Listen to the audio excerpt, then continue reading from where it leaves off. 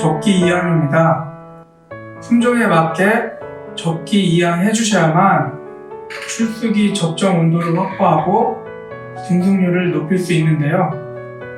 고창 지역은 보통 이양 적기일이 중모 기준으로 6월 5일 전후, 어린 모는 5월 29일부터 6월 초입니다.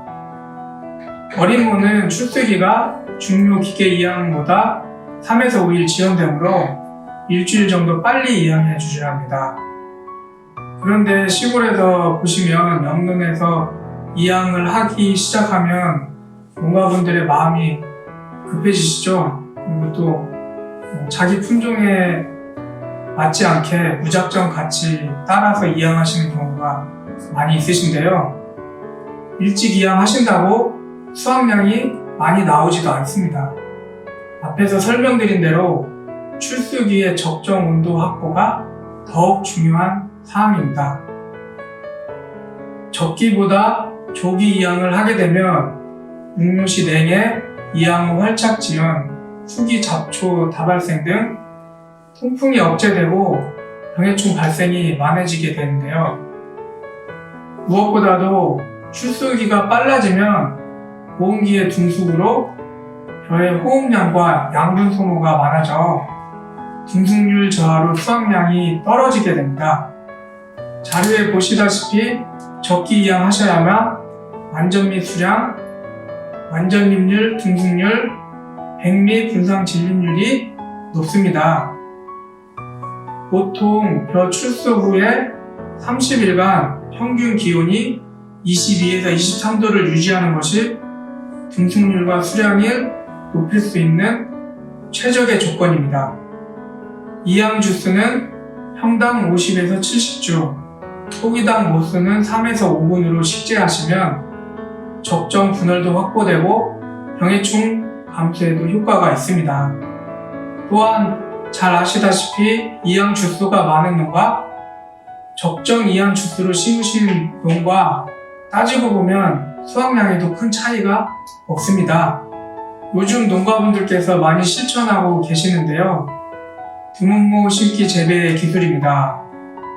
드문모 심기는 육묘 상자당 파종량을 관행보다 좀 더 늘려 300g까지 파종하시고 평당 이양 주수는 37에서 60주로 심으시면 상백평당 모판 소요량이 관행에 비해 줄어들게 되어 6장에서 10장만 필요하게 되거든요.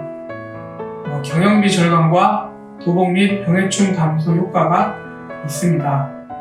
표준 12입니다. 12에서 가장 중요한 점은 단백질 함량을 낮추어 주는 것인데요. 단백질 함량이 낮으면 밥맛을 좋게 하는 가장 큰 요인입니다.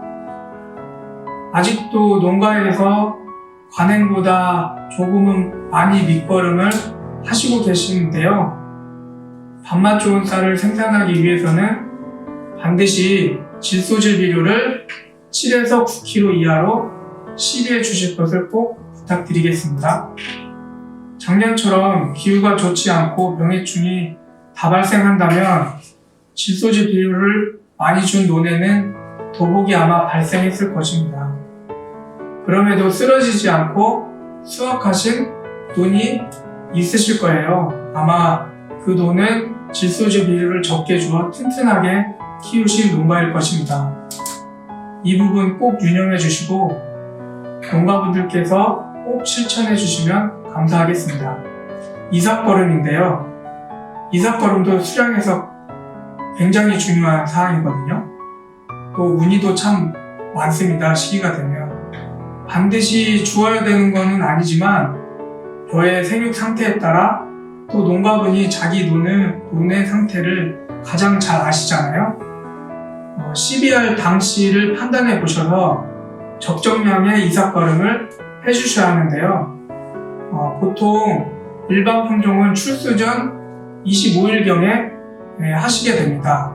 그런데 저희 고창 지역에서 많이 재배하시는 신동진 품종은 출수 전 15일경에 이삭거름을 해주시고요. 수광은 60주 이하 식재료는 출수 전 25일, 70주 이상 식재한 노는 출수 전 10월경에 하시면 될 것 같습니다.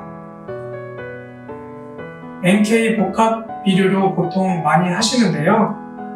복합 비료 사용 시에 300평당 반포 약 11kg 정도 시비하시면 되고, 벼가 연약하거나 무자라고 입에 색이 짙은 경우에는 질소질 비료는 안 주시거나 줄여주시고요. 염화칼리 비료를 300평에 3-4kg 정도 주시면 됩니다. 논 물관리입니다. 자료에 보시면 생육 시기별로 물 깊이를 보고 계시는데요. 2학기부터 분월 성립까지는 농가분들께서 잘하고 계세요. 근데 가장 중요한 부분인 중간 물때기 부분이 있습니다. 중간 물때기는 헛새끼가 치는 것을 억제하고 도복 방지에 큰 효과가 있거든요. 자료에 보시는 것처럼 출수 전 30일에서 40일경에 5에서 10일 정도, 약 일주일 정도 논에 실금이 갈 정도로 해주시면 더욱 좋습니다. 중간 물때기와 완전 물때기 시기에 물 관리를 잘 하지 못하시면 도복과 등승률에 영향을 미쳐서 수확량에 영향을 미치는 중요한 사항이거든요. 자기 논 상태를 잘 살피시고 적정 시기에 맞춰 물 관리에 신경 써줘야 되는 이유입니다. 병해충 방제 부분입니다. 금년도 같은 날씨에서 병해충 방제를 잘한 곳과 그렇지 못한 곳은 분명한 차이를 나타냈습니다. 농가분들께서도 올해 같은 날씨면은 분명히 느끼셨을 거라고 생각이 되는데요. 내년에도 벼농사 중요 시기에 적기 병해충 방제를 해주셔서 올해 같은 날씨가 온다면 피해를 보지 않기 위해 예방 위주의 병해충 방제가 필요한데요. 요즘은 보통 병해충 방제를 기본적으로 2번 해주고 계세요. 그런데 날씨가 좋았었던 적도 있었습니다. 2017년 전후로 3-4년 동안은 우리 지역에 전혀 태풍이나 집중호우 등 기후적으로 크게 어려움이 없었습니다. 그래서 보통 한 번만 방제를 해주셔도 후기 종합 방제만 하셔도 적정량의 수확량을 얻으실 수 있었거든요. 그런데 이제 2020년에는 태풍하고 긴 장마가 왔었고요.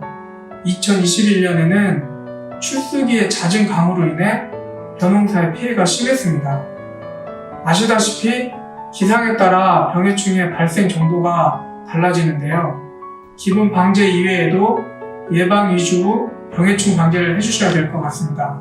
자료에서 보시는 것 같이 겨울철에 기온이 상승하게 되면 월등해충이 늘어나고요. 열강나방과 후기 홍명나방 발생 빈도도 매년 증가하고 있습니다.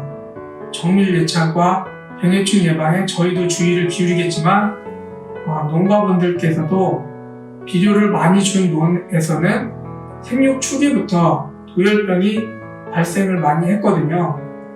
출수기 전후 잦은 비는 도열병 발생에 좋은 조건이 만들어지고 그로 인해서 올해 전북 지역에 도열병이 다 발생하게 되었습니다. 병해충 방제를 위해 1차 때는 상자처리제 약제를 하시고 2차 후기 종합 방제는 7월 하순에서 8월 초에 필수적으로 해주셔야 할 것 같습니다. 다시 한번 말씀드리면 기본 방제는 2회 필수이며 생육 후기 기후에 따라 보완 방제도 해주시면 더욱 좋습니다. 병해충에 대한 설명은 다음 장에서 다시 말씀드리겠습니다. 잡초 방제입니다. 요즘 제초제가 잘 나오고 매년 잡초 방제를 해주시고 있어서 대부분의 논에서는 방제 효과가 높은 편인데요.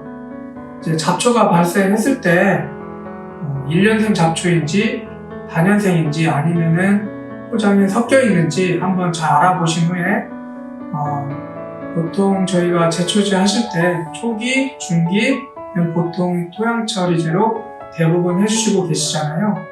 이후에도 잡초를 못 잡을 경우에는 경협처리제를 해주셔야 되는데요. 잡초 방제는 물 관리가 제일 중요하시거든요. 제초제 하실 때 토양 표층이 보일 정도로 물갈이를 하면 토양 속에 제초제 성분이 묻어나와 약해가 나타날 수 있거든요. 그래서 물 깊이를 3에서 5cm 정도, 5일 정도 이상 꼭 담아두시고 제초하셔야 효과가 있습니다. 그리고 후기 병엽 처리는 녹물을 빼고 벼 줄기나 잎에 살포하는 방법인데요. 사용 설명서를 꼭 읽어보시고 살포해 주셔야 합니다. 특히 제초제별로 사용법이 다를 수가 있거든요. 꼭 약제 사용 전 구입처나 가까운 농업인 상담소에서 상담하신 후 살포하시면 될 것 같습니다. 적기 수확 및 관리입니다. 보통 조생종은 출수 후 50에서 55일경, 중간생종은 출수 후 55일에서 60일경에 수확을 하시되는데요. 앞에서 설명드렸다시피 수강배에서 출수 후 꼭 55일 이내에 수확해 주셔야 된다고 다시 한번 강조 말씀을 드리겠습니다. 표에서 보시는 것처럼 건조 온도 40도에서 좋은 결과가 나타나고 있거든요. 건조 온도를 40에서 45도로 서서히 말리시고 수분 함량 15% 이하로 건조해 주셔야 됩니다. 그리고 벼 저장 기간에 호흡을 억제하고 품질 유지를 위해 수분 함량은 15%, 저장 온도는 10에서 15도, 상대 습도는 70에서 80% 정도 유지시켜 주시면 좋을 것 같습니다. 수확 후에 저희가 논 토양의 땅심을 높이기 위해서 콤바인으로 볏짚을 3, 4등분 하셔서 300평당 400에서 600kg 정도 가을갈이 해주시면 논토양 지력을 높이는데 더욱 좋습니다.